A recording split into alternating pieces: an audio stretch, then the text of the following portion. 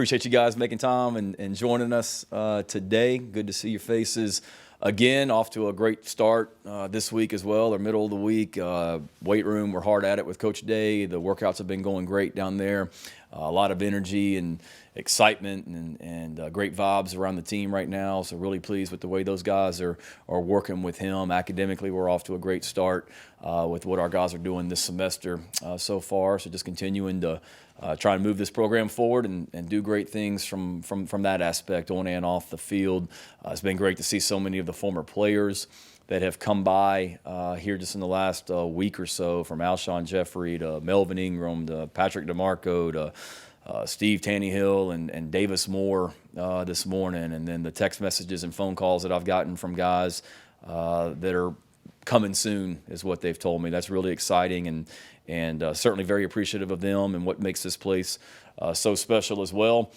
Big day, obviously, throughout the SEC today with the release of our schedule. Really looking forward to our fans being able to see what that home schedule and full schedule looks like today. Obviously, we've had the non-conference schedule out there for a while, which will be challenging as always. And then when you play in this conference, we know what it means to play football in this league. That's why so many prospects want to come play in the SEC, is to play against the best week in and week out, and certainly this coming season will be no different, and excited for everyone to see the schedule and what the order is and what a challenge it will be, but our guys are working hard every day to get ready to go attack that and compete this fall as well, starting out with Eastern Illinois in that first game.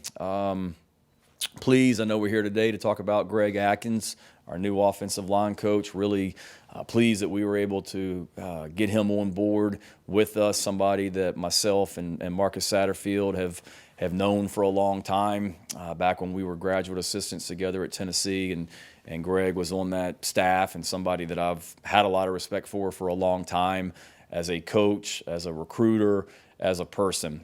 Since that time that we were together at Tennessee, what he's done has been really impressive. Before he came to Tennessee, obviously spending time at the University of Georgia, and then his time at Tennessee, and then since then the coaches and the places that he's been, whether it be in the NFL with the Buffalo Bills, the different conferences and systems that he's been exposed to, being in the Big 12 and at Oklahoma State, being in the NFL, being at Syracuse, and then the SEC ties. He's a hellacious recruiter. Always has been, a great person, will be great for our players, our offensive line guys on and off the field. Will help those guys. Very knowledgeable, and like I said, great recruiter. And so many great people. Obviously, Luke Day and he worked together at Marshall, so Luke had some familiarity with him most recently, obviously. And then what I have thought about him all along, but then to hear from so many coaches, from David Cutcliffe to Doug Marrone, those guys that called me and texted me about him as well. Fortunate to get him. And then it's important, too, I said this before, that your offensive coordinator and that offensive line coach, they have to be aligned and speak the same language and mesh with each other. I've heard and seen too many horror stories where that offensive coordinator, play caller, and the offensive line coach don't mesh, and that is a challenge. So I certainly wasn't going to force anyone on Marcus. We had some great conversations, myself and Marcus both, with potential line coaches that were out there, and everything obviously kept coming back to Greg, and really fortunate that he decided to join us and got down here yesterday and walked in the building, and 20 minutes later he was in his first staff meeting and started out with compliance and everything else and into recruiting, and was on a virtual visit that we were doing with some prospects last night. So he's excited to be here and a great addition for our staff as well. So with that, be glad to answer any questions that you guys have and go from there. First question goes to Josh Kendall.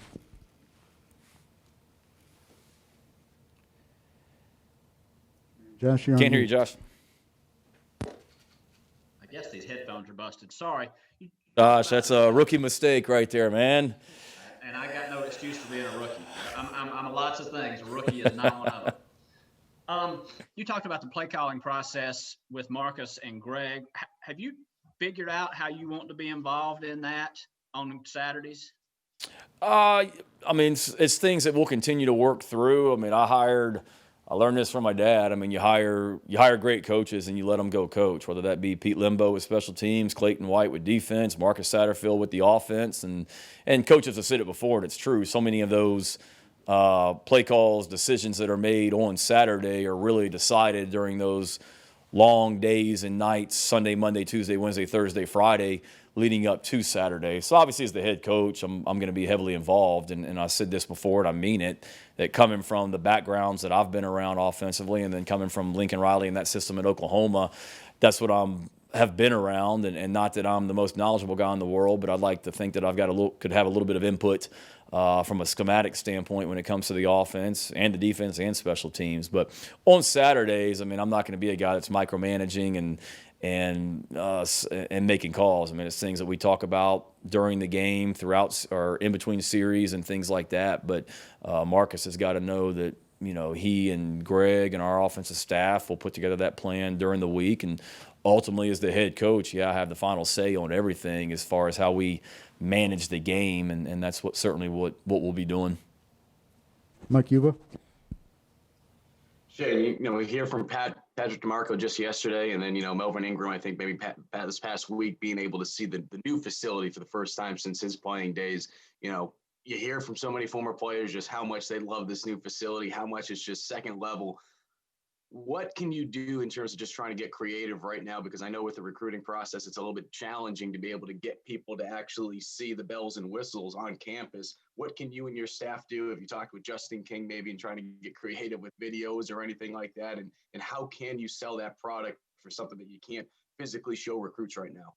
Yeah, I talked to Justin King multiple times a day about that. Obviously, a guy that's as talented as he is and has great ideas. I think you obviously want to tap into that. I think some things that we did at Oklahoma were pretty unique when it came to the visits, and that's what it is. I mean, normally this time of year, like February was dead, I guess, last year. But normally this time of year, you've got high school prospects coming in the building 7 days a week, and we don't have that. So what do we have to do? We have to bring them to us and schedule these virtual visits, FaceTime, Zoom calls, all that to be able to showcase what we're doing. So we're trying to get as creative as possible. Obviously, every team in the country since March has been doing this. They haven't had a high school prospect on campus. So we're, 9, 10, 11 months almost that we've been at this. You better not get stale, and you can't get complacent. So we're constantly trying to push the envelope and be on the cutting edge and find new ways of showcasing everything that we have to offer here at South Carolina. So that's been fun, just getting on these visits and being able to communicate with these prospects that we're recruiting. The newness, the excitement here in this building right now, this fantastic facility that is second to none in this country. I know that without a doubt. And then just the academics, the city of Columbia, this facility, Williams-Brice Stadium, the new staff. There's a lot that's good right now and will continue to be good going forward, and we're just trying to do everything we can to showcase that as much as we can. Colin Taylor. Yeah, Shane, just kind of sticking with recruiting a little bit, just signing day is coming up next week.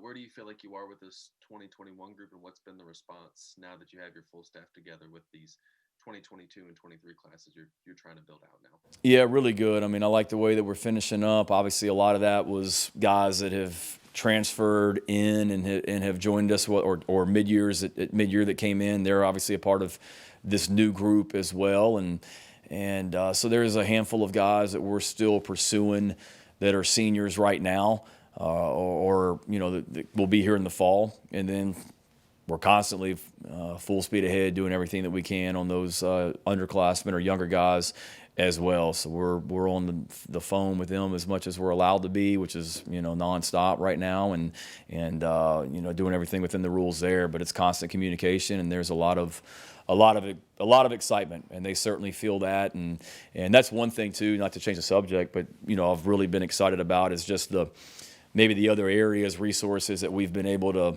tap into, that guys that Justin Stepp was recruiting at Arkansas, that they want to come play SEC football, and they're maybe not from this particular region, but they have a great relationship with Justin from his time at Arkansas when he was recruiting them. Guys that I was recruiting at Oklahoma that maybe aren't in this region that have reached out and they want to play in the SEC and have an interest in us because of previous relationships. So recruiting is all about relationships. That's what it is. And obviously we have a fantastic product to sell here academically and athletically. But then when you have prior relationships, Marcus Satterfield was at Baylor. He's got ties in that part of the country where Greg Atkins is coming from. There's a lot of connections that, I knew that when I put together the staff, but couldn't be more pleased with the way that's coming to fruition here in these initial few weeks. David Coninger.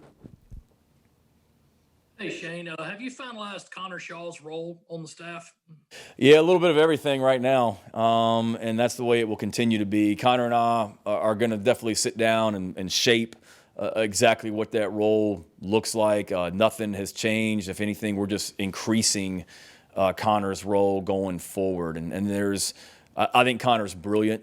He's everything that's right about the University of South Carolina and University of South Carolina football, and the more ways that we can tap into that and utilize him, the better. Obviously, he was fantastic in that role and still is in the life skills, character development aspect of it as well.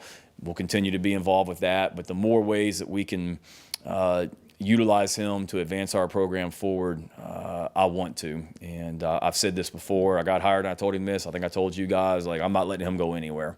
And he's somebody that I rely on a lot and bounce ideas off of. And he's got a great way about him. He's very knowledgeable about football, but he's very knowledgeable about a lot of things off the field as well. And we'll continue to utilize that as much as we can. Greg Hadley. Hey, Shane, kind of going off what Josh was asking earlier, now that you have the full staff in place, do you have a position group that you think you'll be spending more time with in practice, or do you kind of want to take more of a general role? That's a good question. Ask me after that first practice and see where I veer to and venture to in that one as well. I talked to Coach Tanner and Chance Miller about this in the interview, and I mean it. I'm very fortunate that in my career I've coached a lot of different positions, whether it be outside linebackers, spurs and strong safeties here, corners here 1 year, running backs, tight ends. I've been a special teams coordinator. So I know enough, I think, to maybe be dangerous in those roles and certainly want to bounce around. Again, I go back to hiring good coaches. I'm not going to be trying to interrupt drills and micromanage and all that stuff as well. I want to be able to be around and support the whole team. And I've coached, like I said, I haven't just been an offensive coach where I'm always going to be on the offensive field, or just a defensive coach and I'm always on the defensive field. Certainly want to bounce around and help in different areas. One of my first practices at Oklahoma, after I got hired and I went back to Norman to prepare for the Big 12 championship, I remember thinking in one of the initial practices, I was watching Lincoln, and Lincoln coaches the quarterbacks at Oklahoma, and just remember thinking, what exactly am I going to do in that first practice, and where am I going to go, and how are those things going to be? So I'm certainly not going to be one of those guys sitting on a golf cart. I'm certainly not going to be one of those guys that just stands in the tower for 2 hours. I'm high energy and I'm active, and I'll probably be bouncing around everywhere. But as far as a specific group, not really. Like I said, tight ends and running backs are what I've done most recently, but I also love being around the defensive guys also. Cam Gaskins. Coach, I guess, first of all, just how happy are you that you have your whole staff in place and that hiring process is done after the last month? And then what's the biggest thing, I guess, that you've learned about being a head coach and assembling a staff over the last couple of weeks? Still learning every day, for one. As far as the staff, super ecstatic, and it's a great group of people in this building, and we have great coaches in this building. I mean, I'm realizing I knew that already, but then when you have other teams at the college level and pro level that have reached out to people since they got here, you've put together a pretty good staff of people, because a lot of guys are interested in them. So I'm excited about that. It's constant, ongoing. I mean, we've got great coaches. So they're going to be in high demand going forward for sure. But it really feels good to have that group in there. We're still trying to finalize some of the final support staff roles where we get everybody in here and everybody that's in the building is in here. So we're getting close to having all that wrapped up as well. And then I don't know if there's one thing. I feel like the scene in Jerry Maguire where Tom Cruise is on the phone and he's negotiating deals and he's just got a phone to his ear, just walking around back and forth. Literally, I feel like that's what I've done for a month when it comes to trying to hire coaches. And it's not just, okay, hire 10 coaches. It's it's the support staff, it's these coaches, it's working through salaries within our salary structure, buyouts. It's not just if I want to call, Clayton White to hire him. Most of these coaches now, they have buyouts in their contracts. So it's just working through that. And I've definitely gained more knowledge from a financial standpoint over the last month or so than I did beforehand. But that's been a challenge, but a fun challenge. And I've talked to a lot of great coaches, assistants, head coaches that I've reached out to about these guys. So that's been a fun month and learning every day, but settling down a little bit and really fired up about the people that are here in this building and couldn't be more excited about going forward with them. Chandler Mack. Hey, Coach, thanks for doing this today. Just two questions. One, you guys obviously have brought back, guys like Melvin Ingram, Patrick DeMarco, Alshon Jeffrey within the past couple of weeks. Just one, why did you feel like it's important to bring those guys back to the program and let them see the new facilities? And then two, going into the transfer portal, talk to us about E.J. Jenkins and Jason Brown from St. Francis and why you feel like those guys are going to be good fits for the program. Yeah. First of all, the former players, I mean, this is their program. They built this. I was an assistant coach here. I'm the head coach now, but none of this would be here if it wasn't for those guys and what they did. And I've met with a lot of former players in groups and on the phone and through text message and whatnot. And I've told them all, I mean, you're always welcome. And this is your program. Yeah, I'm the head coach of it, but I'm just leading your program right now. So, and I think they're a valuable resource for our current players. I mean, the reaction of Jordan Birch and Rick and those guys last week when Melvin Ingram was walking through the building was priceless. And, to see Luke Doty when different guys come around, I mean, those guys have led the way. So to be able to tap into that, it's great. I mean, I saw it at Oklahoma and when former players would come back through in the offseason, when Kyler Murray was back around or Baker Mayfield or whoever, it's such a huge impact on our guys. So the more I can get those former players around our current players, the better. And then we talked about it. You talked about the transfer portal. When I took over, that was one of the good things about us having a small signing class in December was the initial scholarships that we had left.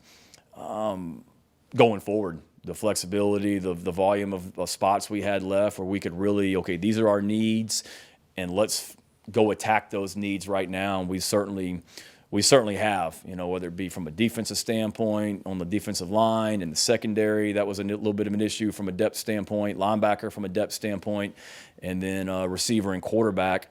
Those were two positions that we needed to, get some more depth at. I mean, quarterback, that's not a big room right now as well. So I'm good talking about them, right?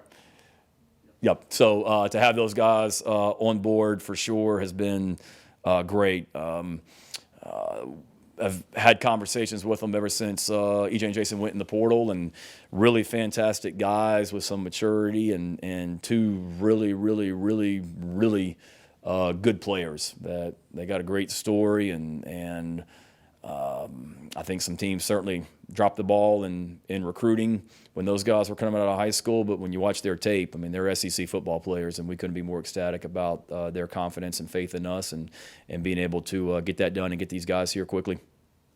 Hale.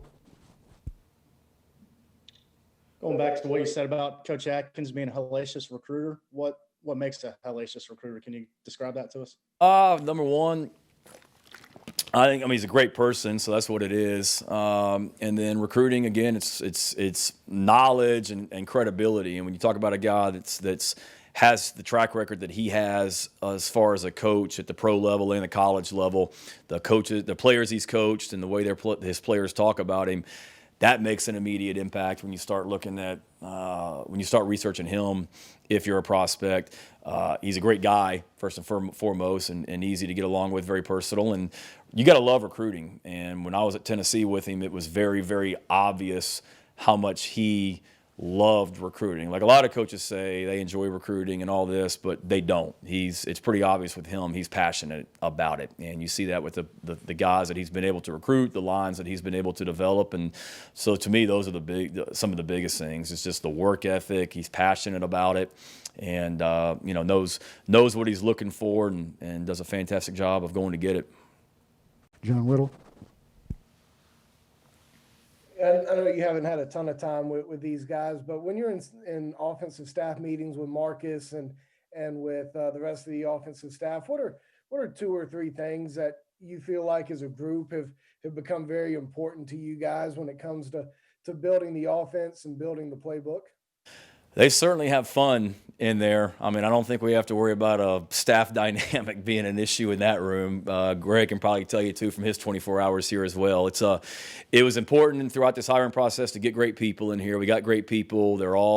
They've got great ideas. Every single person in that room, they've got great ideas and being able to marry that. But they certainly get along well with each other. I'm a little bit jealous that they're in there all the time and I'm in my office doing a lot of work that I have to do from the head coaching chair that I'm not able to sit in that staff room with them throughout the day because they're talking a lot of football, they're learning football, and they're working great with each other. But for sure, just the compatibility that they all have because the players see that, how well that offensive staff meshes. But then I would also say just the things that we talked about. I mean, to me, how you play winning football offensively, you got to be tough, you got to be physical. Those are 2 things that we're going to be. You've got to be able to play to the strengths of your personnel and getting the ball to our best playmakers in space, or whether that's handing it off to a running back or whether that's getting the ball to a receiver and creating matchups. That's been very evident that's something that Marcus learned with the Panthers or learned more about with the Panthers that'll be important to us. And then you got to be able to protect the football and create explosive plays offensively. And that was important when I got hired. That's what it was important when I put together this offensive staff. And it's still important, and it's very evident to those guys in there that it's important to them also, as it should be. Dick Cox. Have you been able to come up with a role or a title for your father other than granddad or dad there? And has he been able to sit in on any of your meetings yet? No, he hadn't gotten down here for that yet. He came down one night with my mom and sister and just showed him around the facilities and gave him a little taste of how fantastic this facility is, and then took him over to the stadium to let him walk through that. But my mom called me last night, as a matter of fact, and left a voicemail. You know, she's a mom. She heard that I was going to be on the Paul Feinbaum show later today, so she was just calling to make sure she knew what time I was going to be on and had it all set up to record. And she had surgery here recently, so she was going to move around her physical therapy times to make sure she didn't miss her son on TV this afternoon. But she did say that they wanted to get back down here again soon. I know he's eager to get down and go see Coach Staley's team play and Coach Martin's team play. So we're trying to work it around a basketball game. But no, I haven't crafted a role for him yet. But again, he'll be down here often, and looking forward to getting him back down here soon. And that'll be 3:30 today on the Feinbaum Show, Coach Beamer. Thank you. Mike Gillespie's next. Hey, Coach, thanks so much for doing this morning. Just quick question for you. Why is offensive line so difficult to coach? And what do you think separates a good offensive line coach from a great one? You know, to me, it's the one position where there's 5 guys that got to be in sync. I mean, if I'm coaching tight ends, I'm tied in with that offensive line, but I got 1 guy or 2 guys that might be on the field at the same time. But quarterback, there's 1. You know, offensive line, it's a unique group because it's probably numbers-wise, it's your biggest position group on the team with the number of guys that are on scholarship or walk-ons as well that are in that room. But then you just got to have all 5 guys that work together. You know, a guy takes a bad step with his right foot and 4 of them do it exactly right and that guy doesn't, it can mess up the whole play. So you got to be very detailed. You got to be very exact. You've got to instill that mental and physical toughness in guys, which certainly Greg's offensive lines have always played that way, which excites me. So to me, that's the biggest thing. It's just it's unlike any position that you have because it's a different group, and you kind of got to be a rare breed to be an offensive lineman in a lot of ways. You're not out there catching touchdown passes and running for touchdowns and all that, but we know how important that group is to any football team, and I'm fired up too, and told Greg, I mean, we got those guys for the most part coming back, and we're good on the line of scrimmage when you talk about the offensive line and defensive line here, and that excites me because you build everything out from that. We'll take two more, Josh, then Hale. Change this is a little bit random, but February will be 10 years since Jadeveon signed with South Carolina. Wondered what I know you were gone by the time he signed, but what your memories were of that process while you were involved in it, and does anything stand out to you? I was actually here when he signed, and then I think that night was when I actually talked a little bit more in depth with my dad about leaving to go back to Virginia Tech. So I remember being here on that Wednesday of signing day, because I didn't go to Tech until I think it was early February, I believe. I think that's right. If I made that mistake and I'm wrong, sorry. But no, just man, a great story. I mean, obviously a phenomenal player, and that was a battle and throughout. But the fact that Marcus Lattimore and Stephon Gilmore and Alshon Jeffrey and those guys that were a part of those classes came before him, I don't want to say made it easier, but they gave credibility to staying at home and doing something here for the University of South Carolina. And that, I think, made an impact, and we were just getting ready. We were just coming off that SEC championship game appearance against Auburn, so Jadeveon was able to look and see what we did. But obviously, I give a lot of credit to those guys that came before him. And it's the same case right now. I mean, we're telling these prospects there's no reason. You have every resource available to you here at the University of South Carolina to win at the highest level.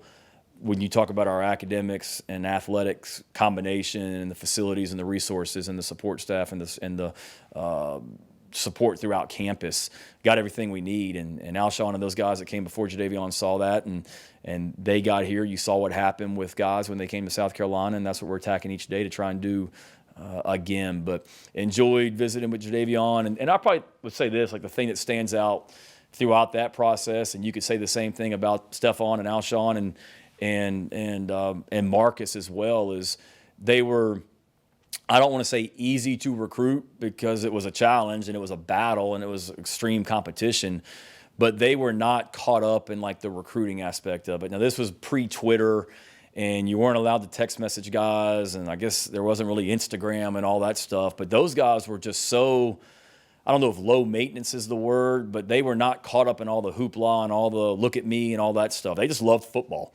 And we had a staff meeting yesterday about recruiting guys that are high character, talented players that love football. And that's what those guys were. And Jadeveon was part of that as well. Obviously, it was a high profile recruitment, but it wasn't a guy that you had to manage from a maintenance standpoint. He loved football, and he made a great decision to come to Carolina like those guys before him did also. Does his name still resonate with the guys you recruit now? Is he one of those names that you drop a lot because he was the number 1 overall recruit, but also the number 1 overall draft pick? No doubt. There was a quarterback that we're recruiting as well that I was texting with this morning about, when I was here before, and the first name he brought up was Clowney.